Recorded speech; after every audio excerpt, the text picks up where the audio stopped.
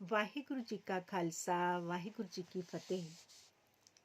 गुरु नानक पातशाह के मुखारबिंद से उच्चारण की गई पावन वाणी जपजी साहिब, जो समूचे गुरु ग्रंथ साहिब जी का सार है, निष्कर्ष है, थीम है, उसकी विचार व्याख्या करने का एक छोटा सा प्रयास जारी है।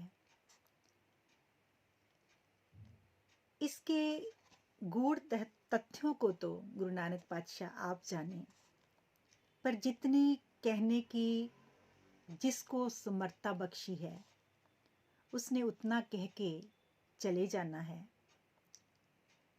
क्योंकि पंचम पातशाह गुरु अर्जन देव जी भी अपनी श्रद्धा सुमन गुरु नानक के प्रति समर्पित करते हुए यही बयान करते हैं, मैं मूरख की केतक बात है, कोट पराधी तरियारे, गुरु नानक जिन सुनिया पेख्या से फिर गर्भास ना पर्यारे। बस इसी पर विश्वास को टिकाकर कि जिसने गुरु नानक पातशाह के प्रत्यक्ष दीदार किए या जो वाणी में से दीदार कर रहा है, दर्शन कर रहा है, यानी जो इस पावन वाणी को पढ़ रहा है, सुन रहा है, विचार रहा है और इसके अकॉर्डिंग जीवन बनाने के लिए प्रयासरत है, और उस परवरदिगार के चरणों में उसकी अरदास है, बेनती है कि जिसने ये सुअवसर प्रदान किया है इस पावन वाणी को पढ़ने का, वही कृपा करे और इस पावन वाणी आशय अनुसार हमारा जीवन बने। इसी आस और विश्वास के साथ आओ आज जपजी साहिब की 26वीं पौड़ी की विचार व्याख्या करने का फिर वही छोटा सा प्रयास जो है वही करते हैं।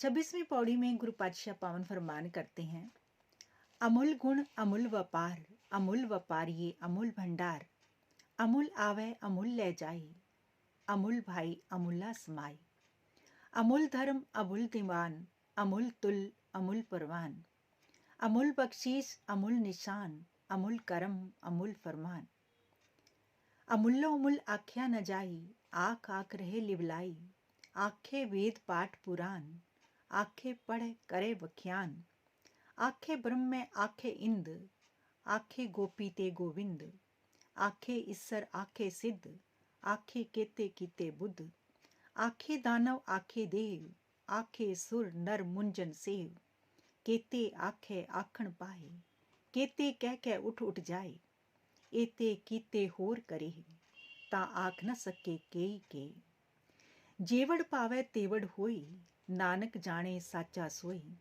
जेको आखे बोल बिगाड़, ता लिखिए सिर गावारा गावार, जेको आखे बोल बिगाड़, ता लिखिए सिर गावारा गावार। उस बेअंत परिपूर्ण परमात्मा का कोई भेद नहीं पाया जा सकता, पर उस परिपूर्ण परमात्मा का गुणगान करना, उसकी कीर्ति करना, ये हर एक प्राणी का दायित्व है।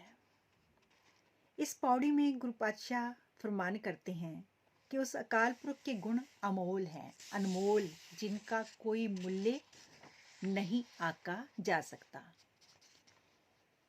और उसके व्यापारी भी ईश्वर के गुणों का जो व्यापार करते हैं वो भी अनमोल हैं, उनकी भी कीमत नहीं जानी जा सकती।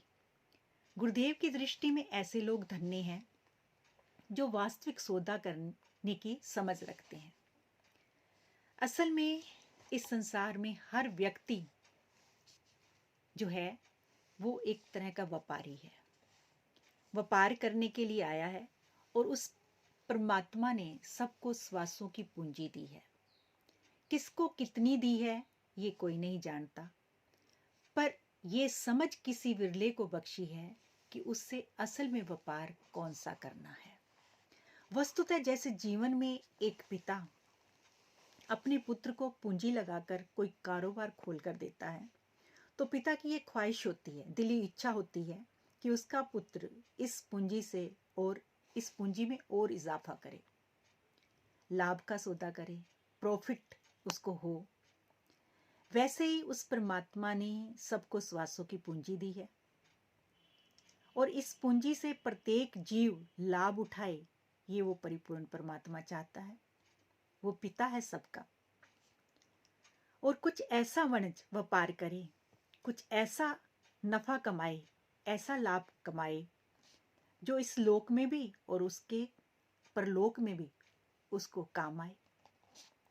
अब एक विशेष तथ्य यहाँ समझने का कि यहाँ जो भी व्यापार होगा, जो भी प्रॉफिट होगा, जो भी कोई धन कमाएगा, जितना भी कमाएगा, वो कमाया हुआ धन चाहे लाखों हो, करोड़ों हो, अरबों हो, खरबों हो, लेकिन उस परिपूर्ण परमात्मा, उस वाहिगुरु ने जो श्वासों की पूंजी बख्शी है, उससे कमाया हुआ ये धन वहां काम नहीं आता, परलोक में काम नहीं आता। उसके लिए तो बंदे को कुछ ऐसा व्यापार करना होगा, ऐसा सौदा, ऐसा लाभ कमाना होगा जो वहां भी काम आए। तो उसके लिए असल में गुरबाणी में पावन संदेश है, पावन फरमान है, वणज करो वनजार्यो वखर लेहो संभाल, तैसी वस्त विसाही है जैसी निभे नाल, अगे शाव सुजान है लैसी वस्त संभाल। उस परमात्मा ने भी हमारे से हिसाब किताब मांगना है कि तुम्हें बेशकीमती श्वासों की पूंजी देकर भेजा था, उससे तुमने व्यापार कैसा किया, कौन सा किया, कौन सा प्रॉफिट कमाया। क्योंकि श्वासों की पूंजी में एक श्वास भी की बढ़ोतरी नहीं की जा सकती, उसे बढ़ाया नहीं जा सकता। अगर सारे जीवन की जो किसी के पास जो दौलत है वो उसकी एवज में दे दी जाए और उसके बदले कोई सोचे कि मैं एक श्वास खरीद लूंगा, तो ये मुमकिन नहीं है। तो अब हम अंदाजा लगा सकते हैं असल में कीमती क्या है, श्वासों की पूंजी है।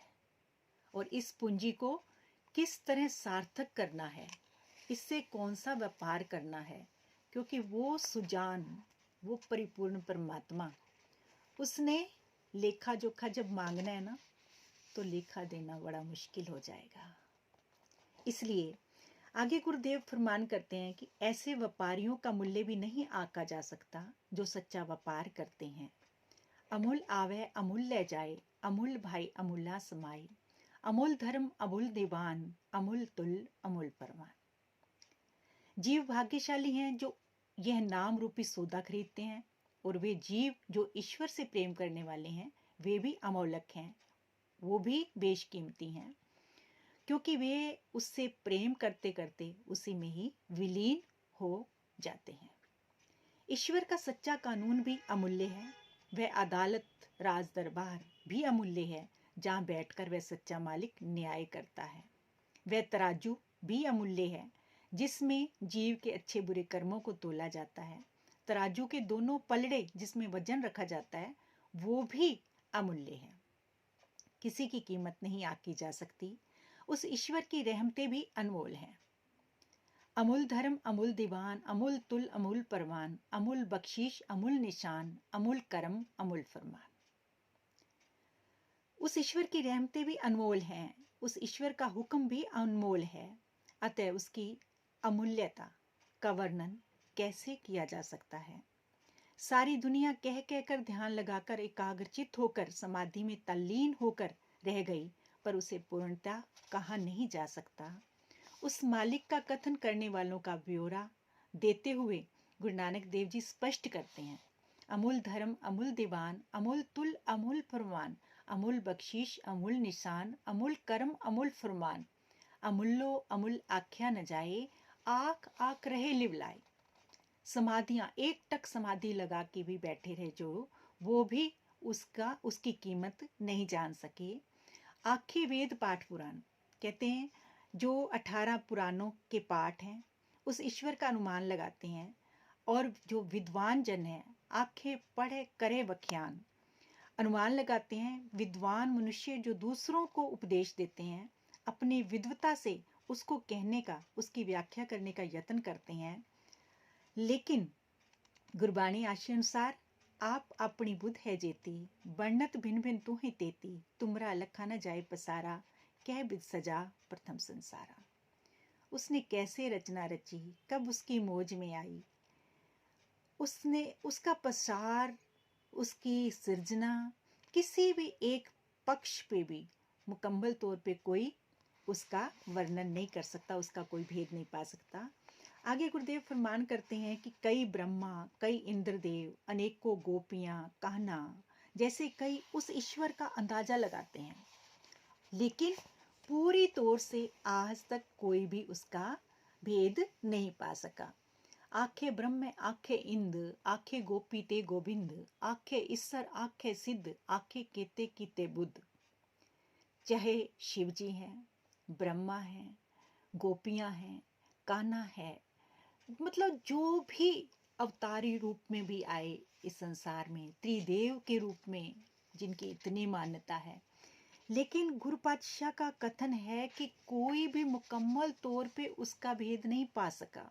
शिव जैसे और अनेक सिद्ध पुरुष, उस ईश्वर द्वारा निर्मित अनेकों बुद्ध जैसे अनेकों महान अवतारी पुरुष, दानव, राक्षस और देवते, देवता तुल्य स्वभाव वाले पुरुष, मुनिजन, सेवक उस अकाल पुरुष का अनुमान लगा रहे हैं वह अकाल पुरुष कैसा है।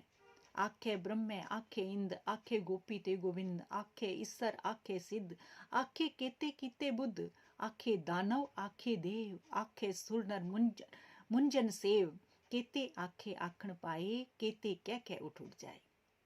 कितने ही आए और कितने ही कह कर चले गए, अर्थात अपने अक्ल के घोड़े दौड़ा दौड़ा कर उसे जानने का, उसका भेद पाने का जतन करते रहे और बेअंत जीव अंदाजा लगाते लगाते इस दुनिया से प्रस्थान कर गए, अर्थात मृत्यु को प्राप्त हो गए। लेकिन गुरु नानक पातशाह की चिंतना अनुसार, हे ईश्वर, जितनी तूने सृष्टि रची है, अर्थात जितने जीव अब तक पैदा किए हैं, यदि उतने ही और भी पैदा कर दे, फिर भी कोई तेरा अनुमान लगाने में सफल नहीं हो सकता। एते कीते होर करे ता आखना सके के, जितनी तूने रचना रची है उतनी और भी रच दे, तब भी कोई तेरा भेद नहीं पा सकेगा। जेवड़ भावे तेवड़ होई, नानक जाने साचा सोई। जेवड़ भावे तेवड़ होई, कहते हैं जितनी तूने सृष्टि रची है, अर्थात जितने जीव अब तक पैदा किए हैं, उतने और कर दे, फिर भी कोई तेरा अनुमान लगाने में सफल नहीं हो सकता। वह सच्चा मालिक स्वयं ही अपने आप को जानता है, वो परिपूर्ण परमात्मा स्वयं ही अपने आप को जानता है, और उसकी कुदरत का कितना विस्तार है ये भी वो परमात्मा आप जानता है। श्री गुरु नानक देव जी का कथन है कि अगर कोई मूर्ख यह कहने की गुस्ताखी करे, जेको आखे बोल बिगाड़, ता लिखिए सिर गवारा गवार। कितनी पते की बात कह रहे हैं गुरु पातशाह। कहते हैं कोई ये कहने की गुस्ताखी करे कि मैंने भेद पा लिया है, मैंने उसका जो मुकम्मल तौर पर उसका बयान कर लिया है, तो गुरु पातशाह उसको मूर्खाधिराज की उपाधि दे रहे हैं। वो मूर्खों में सिरे का मूर्ख है जो ऐसा सोचता है कि मैंने अंत पा लिया है या मैंने भेद पा लिया है, अर्थात वह मूर्खों में सर्वोपरि है। समूची पौड़ी का भाव है कि जगत में उस मालिक ने अनेकों विद्वानों को भेजा, उसके हुक्म में ही अनेकों सिद्ध पीर मुनिजन अवतारी पुरुष भी संसार में अवतरित हुए, पर आज तक कोई भी उस ईश्वर की उपमा को पूर्णतया ना जान सका और ना ही भविष्य में जान पाएगा। उसकी समर्थता, उसकी रहमतें, उसका विस्तार, उसके गुण वह ईश्वर स्वयं ही जानता है और कोई नहीं जान सकता। उस वाहिगुरु का भेद पाना जीव का असल में मकसद नहीं है। जपजी साहिब में पहले ही स्पष्ट कर दिया गया है, उस ईश्वर का भेद पा लिया ये कहना सबसे बड़ी मूर्खता है। गुरु नानक देव जी ने उसे मूर्खों में शिरोमणि की संज्ञा दी है, मूर्ख अधिराज कहा है उसे। अतः गुरबाणी आशय अनुसार जीव का मकसद गुरु परवरदिगार समर्थ प्रियतम का गुणगान करना है। यथा आओ भैणे गल मिले अंक सहेलियां, मिलके करे कहानियां समृत कंत किया। उस समृत प्रियतम प्रभु की बातें करनी है, उसकी उपमा करनी है, उसका गुणगान करना है। मिलजुल कर सत्संगी जन बैठकर उस प्रियतम प्रभु के गुणगान करते हैं। और ये सत्संग भी किसी विरले को नसीब होता है। गुरबाणी में पावन फरमान है, बिन भागा सत्संग ना लभै, बिन संगत मैल भरीचे जियो। सत्संगत कैसी जानी है, जिथे एक को नाम वखाणी है। और सत्संग का असल भाव क्या है, जहाँ केवल एक की विचार हो, एक की उपमा हो, एक के गुणगान हो, एक का ही यशोगान हो, तो वो सत्संगत है। और जब इस तरह सत्संगी जन बैठकर उस वाहिगुरु का नाम जपते हैं, उसके गुणों की चर्चा करते हैं, तो सहजता से वो गुण जो हैं उन सत्संगियों के हृदय में आने लगते हैं। और फिर कुछ ऐसा सौभाग्य समा भी बन जाता है कि संपूर्ण गुण, क्योंकि जितना उसका गुणगान किया जाएगा उतना ही उसके गुण जो हैं हृदय घर में बसते जाएंगे। फिर विकारों को वहां से प्रस्थान करना ही पड़ेगा, क्योंकि हौमे नावे नाल विरोध है, दोए ना वसै एक थाए।